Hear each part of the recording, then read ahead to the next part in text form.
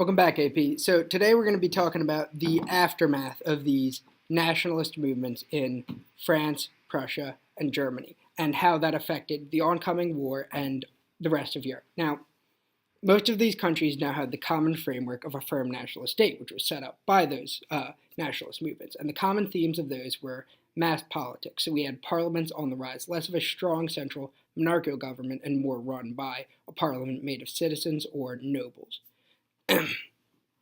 Included with that, we had mass loyalty, seeing the flag as something to actually be proud of instead of just a symbol for your government. And that was helped along by the universal suffrage of men in most countries and women's suffrage on the rise. Now, what are they hiding? There were actually a lot of underlying class conflicts, which was kind of exacerbated by this parliamentary government, because now the poor had an actual stand where they could press what issues they wanted, and the rich weren't really a fan of that. So militarism was used to hide this conflict. If you had something else to focus on with the army, it drew their mind away from the political issues. Also, lots of animosity towards the minority of Europe's, mostly anti-Semitism. Now, the German Empire.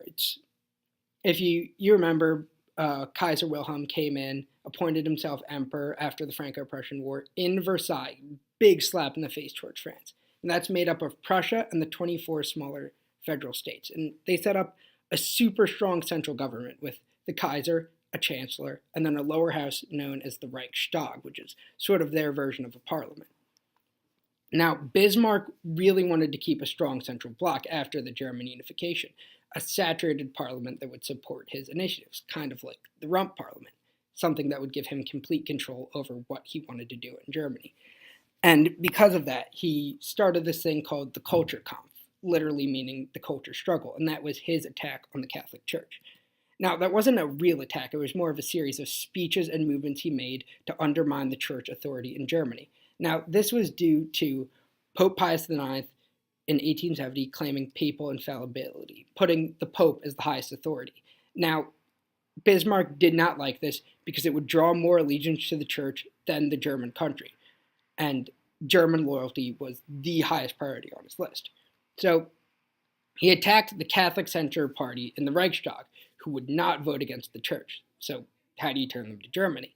And he did this by enacting high tariffs on cheap grains from the US and Canada, which made Protestant and Catholic landowners happy because their grain could be sold for a lot less than this US and Canadian grain, so trade just kept on flowing between them and the German people, which absolutely genius move. Mm-hmm. Downside of these tariffs was international name-calling and financial trade wars. The outside world began seeing Germany as just this ultra-nationalistic, by Germans, for Germans only nation.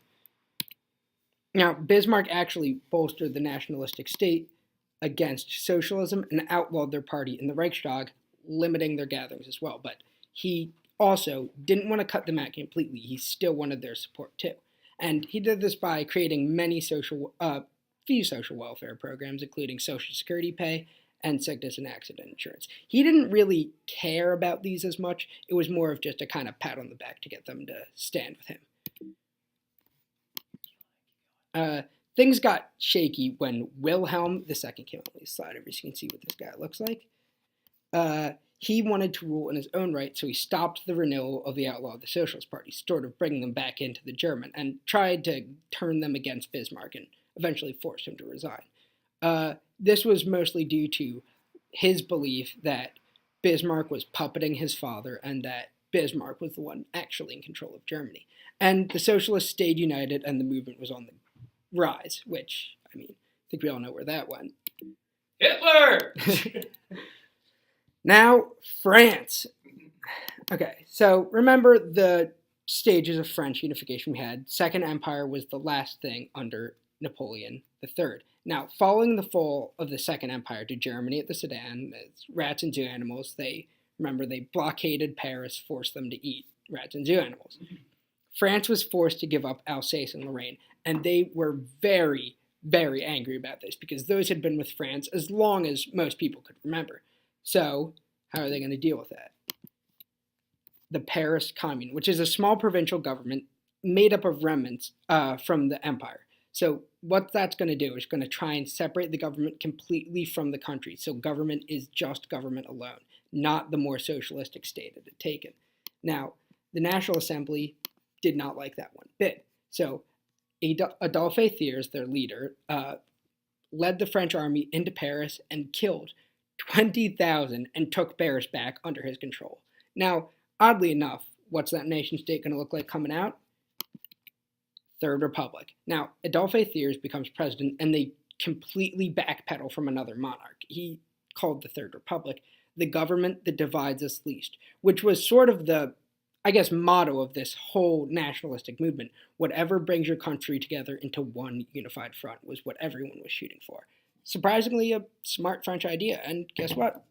Had some more good ideas.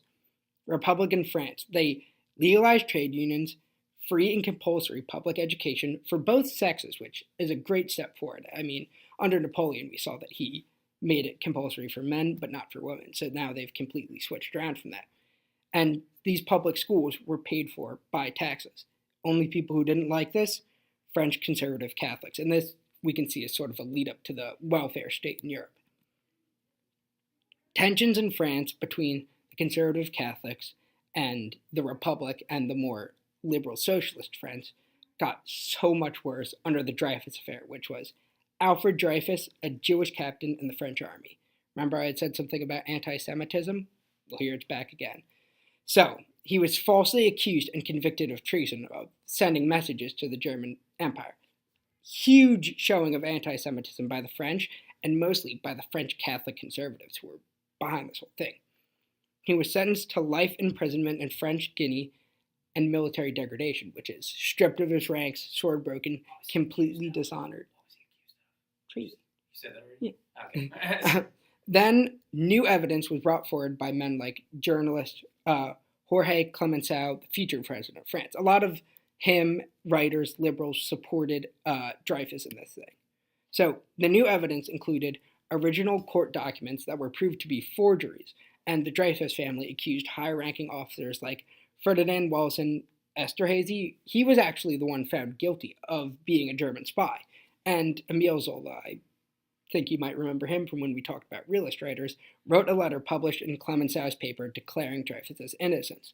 Liberals began to rally behind this cause, showing this as the evils of the French conservative Catholic and the push for a more socialist France, which caused a massive fracture in the Republic. On one side, you've got the nationalist France and the pro-Catholic and anti-Semitic conservatives. Right here, we've got a little picture of him being degradation. As you can see, he's got the sword being snapped over his knee. Now, Dreyfus Affair finally saw the formal split of church and state in France. Bishops and priests were now paid solely by the church, and the Catholic schools lost a third of their students because they were no longer government funded, because why would you send your children to a paid school when you could send them for free? Now, all churches now were governed by lay people councils and not the state, which, I mean, as we saw with Cardinal Richelieu, the French clergy was pretty much intertwined in their government. So now they've been completely cut off and separated, which helped solidify the French government as a truly nationalistic state. And now, Great Britain. We haven't really touched on them for a while. So, Britain is considered the shining example of successful political evolution. This is because by 1832, suffrage extended to upper middle class males, and by 1867, almost all males could vote to expand the conservative base voters. This helped discourage socialist ties early on.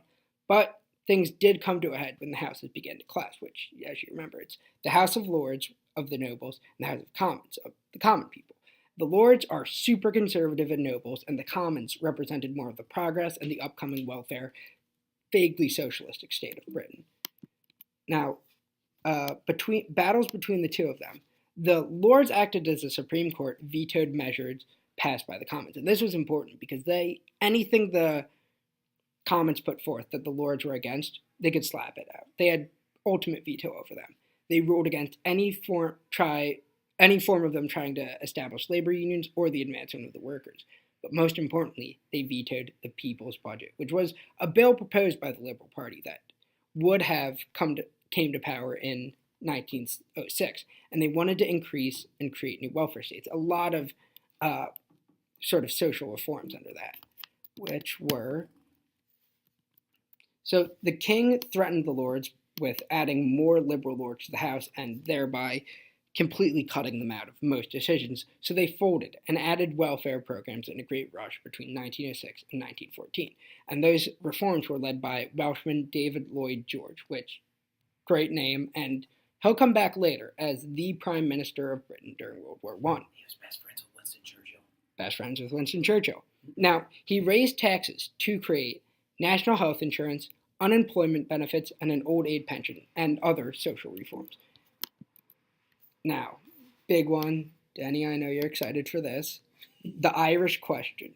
Home rule. The idea that Ireland should be allowed to rule itself autonomously from Great Britain, and many Irish refused this, even in the face of massive revolts and hostilities. And Ireland was essentially split in two, with the Protestants in the north who supported Great Britain, and the Catholics in the rest of the Isle who wanted home rule.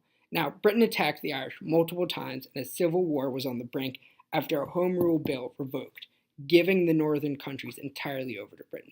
Now, this actually planted the seeds for the IRA and eventually the troubles that are going to arise in the 70s and 80s. Now, everyone else, the Austro Hungarians, completely wiped out by nationalism. Now, they had extreme subjugation of minorities within the empire, with only 1/4 of males being allowed to vote, and only 1/3 of German, the rest were mixed. Now, this was important because their parliament was almost completely controlled by the old Magyar elite, the old Hungarian nobles. And anytime peasants got it into their heads that maybe this isn't the right way to do things, any sort of revolt or revolution was crushed by Austrian and Russian armies, which, if anything, that's going to build more resentment and more thoughts of maybe let's be our own nation against the Austrians. Now, Jewish emancipation and anti-Semitism. This was especially rampant in the Austro-Hungarian Empire and all across Europe. But it started to fade away during around 1871. All Jewish restrictions were lifted and Jews prospered with this newfound freedom, finding themselves as sort of the traditional Jewish jobs, moneylenders, peddlers, bank owners, but the stock market crash in 1873 changed all of that.